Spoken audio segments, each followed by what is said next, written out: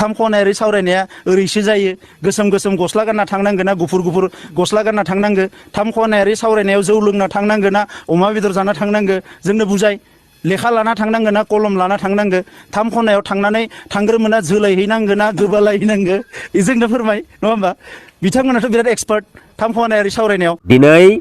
जोंनि बर' हारिनि बिखायाव ओरैबायदि माखासे साथाम साब्रैसो लिडार्सफोर दङ जाय माखासे लिडार्सफोरा माबेबा मोनसे पलिटिकेल पार्टिखौ बे बिटिसि काउन्सिल पलिटिकेल सिस्टेमाव स्टेन्ड खालामनो थाखाय गोख्रोंनिफ्राय गोख्रोंसिन खालामनो थाखाय बेसेबांबा गोलाव समनिफ्रायनो आन्दोयै सिरि सिरियै थुलुंगा होबोबाय थादों नाथाय जों रायजो राजाफ्रा जेबो उदिस मोनाखै आरो जाय बर' लिडारफोरा माबेबा मोनसे पलिटिकेल पार्टिखौ सिंजों आन्दो सापर्ट होबाय थादोंमोन बै लिडारफोरा हाजार बार नाजासेयावबो गावसोरनि थुलुंगा होनाय बे पलिटिकेल पार्टिखौ जोंनि बे बिटिसि काउन्सिल पलिटिकेल सिस्टेमाव स्टेन्ड आरो हाइलाइट खालामनो हायाखै बेजों थाङो बेजोंबो जाफुङा बैजों थाङो बेजोंबो जाफुङा बेवहाय बिसोर मा जादों फ्रास्ट्रेसन जादों ओरैबो जाला मा खालामबावनांगौ बिसा माने राहा मोनला राहा गोथे जाबाय बिनिफ्राय बिसोर गोबां रोखोमनि माखासे खायदा बोरायफोर बाहायबाय आरो बै माखासे लिडारफोरनिफ्राय माखासे सानैसो लिडारफोरा थांनाय 2027 जानुवारि बिटिआर पिस एग्रिमेन्टनि गेजेरजों खायदा बोराय बाहायनानै गावसोरनि गोसो सिङाव सुजुखुमानानै दोनखुमानाय बेसेबांबा गोलाव समनि जा मोनसे सिमां थांखि हाबिलास बेखौ बे थांनाय बिटिआर एग्रिमेन्टनि गेजेरजों बिटिसि काउन्सिल पलिटिकेल सिस्टेमाव साफा साफा लिडार महरै आबुं महर मोनहोनायाव बिसोरो साक्सेसफुल जादों नाथाय अब्लाबो बिटिसि काउन्सिल पलिटिकेल सिस्टेमाव स्टेन्ड जाखांनायनि उनावहायबो बै लिडारफ्रा साक्सेसफुल खालामनो हायाखै आरो दिनैसिमबो साक्सेसफुल नङा जाय लिडारा सेपारेट स्टेट बड'लेण्ड जायागौमानि सोमावसारबाय थागोन होननानै बुहुमनि साफ्रोमबो बर' फिसाफोरनि सिगाङाव खोथा होनानै बाथ्रा बुंनानै समायखिरा लायो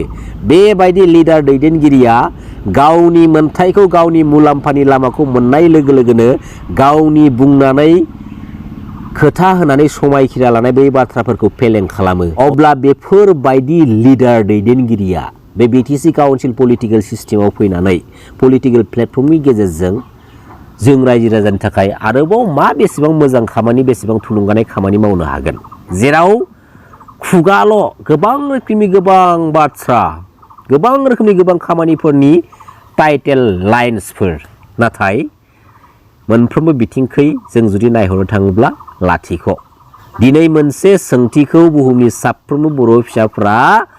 मानगोनां प्रमद बर' बिथांनाव सोंनांगौ जे मानगोनां प्रमद बर' नोंथाङा सेपारेट स्टेट बड'लेण्ड जायागौमानि सोमावसारलांबाय थागोन होननानै खोथा होनानै समायखिरा लादोंमोन नाथाय सेपारेट स्टेट बड'लेण्ड जायागारा नोंथाङा माबोरै बे बिटिसि काउन्सिल पलिटिकेल सिस्टेमाव एन्ट्रि मारिनानै CEMनि सियाराव जिरायनानै 5 बोसोर बिटिसि काउन्सिल गभर्नमेन्टखौ सालायलांखो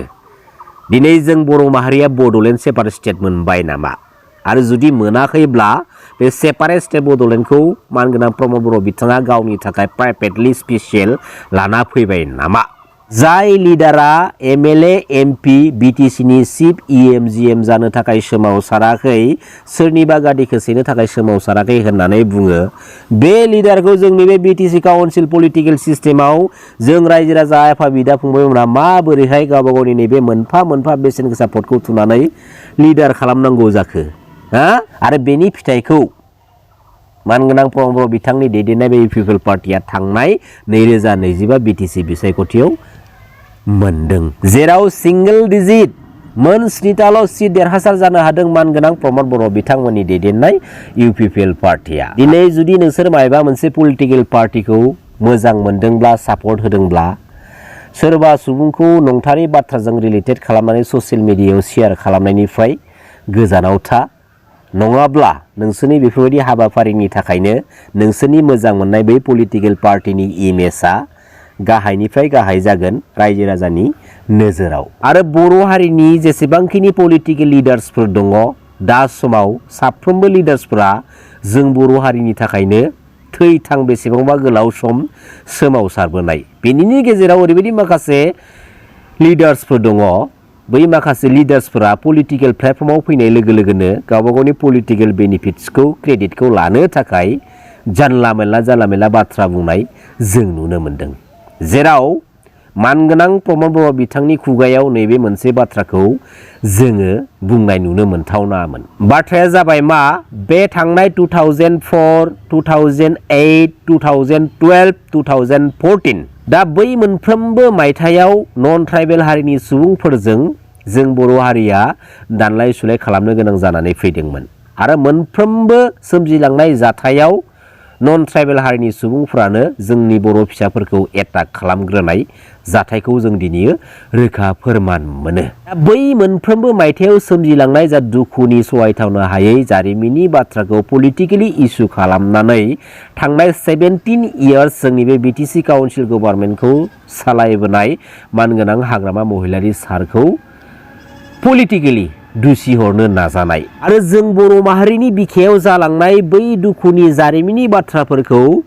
पलिटिक्सजों रिलेटेड खालामनानै बर'नि रावबो सासेबो पलिटिकेल लिडार्सफोरा पलिटिकेल इस्यु खालामनानै बाथ्रा बुंथाव जायामोन। नाथाय जों दिनै बुंनाय नुनो मोनदों। नैबे मोनसे बाथ्राखौ मिथिनानै लानाया जोबोद इम्परटेन्ट आरो हायोब्ला गावबा गावनि जिथु थिंकिं मेथड जा सान्थौ बेखौ सुद्रायना लानाया मोजां। दिनैनि बे समसिमहालागै जेसेबांखिनि नन ट्राइबेल हारिजों एटाक खालामजानाय, नन ट्राइबेल हारिजों दानलाय सुलाय खालामनांनाय दुखुनि जाथायफोरा सोमजिलांदों बा सोमजिगासिनो दङ, बे सोरबा मानगोनां हाग्रामा महिलारि सारनि थाखाय नङा बा सोरबा मानगोनां प्रमद बर' बिथांनि थाखाय नङा बा बर'नि सोरबा लिडार दैदेनगिरिफोरनि थाखाय नङा दै। मिथिबाय? बेफोरबायदि इनाय अनागारि खालामजाबोबाय थानायनि थाखायनो जों बर' हारिया बे आसाम स्टेटनिफ्राय आलादा मोनसे रायजोखौ सोरजिनो गोलाव सम आन्दलन खालामबोदों। मिथिनानैबो मिथियै बायदि गावबागाव पलिटिकेल क्रेडिटनि थाखाय जानला मेनला बाथ्रा बुंनानै जोंनि सिगाङाव फोरमायबानो जानाय नङा। सम फैब्ला, समा जुदि थिनोब्ला बै माखासे सोंथिनि फिननायखौबो होनो हानांगोन। अब्ला मोनसे बाथ्रा, गाबोन समफोर एनडिएफबिनि गायसनगिरि मानगोनां रन्जन दैमारि सारा जोबथेसालिनिफ्राय उदां जानानै जुदि जोंनि बिटिसि काउन्सिल पलिटिकेल सिस्टेमाव बिटिसिनि चिफनि चेयाराव जिरायफैयोब्ला सोरबाया बुंलायनोसै नामा, हा मानगोनां रन्जन दैमारि सारनि थाखायनो बेफोरबायदि जाथायफोरा सोमजिदों। हा बे बिटिसि काउन्सिल पलिटिकेल सिस्टेमनि बाथ्रा नङा। बे पलिटिकेल सिस्टेमा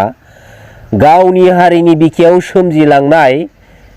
जारिमिननि बाथ्राखौ लानानै पलिटिकेल इस्यु खालामनो सोर अथरिटि, सोर मोनथाय होदों? जोंनि बिटिसि काउन्सिल पलिटिकेल सिस्टेमावल' गावजों गावनि गेजेराव जाथावथारै ससियेल मिडियायाव बानसावलायबाय थानायखौ जों नुनो मोनो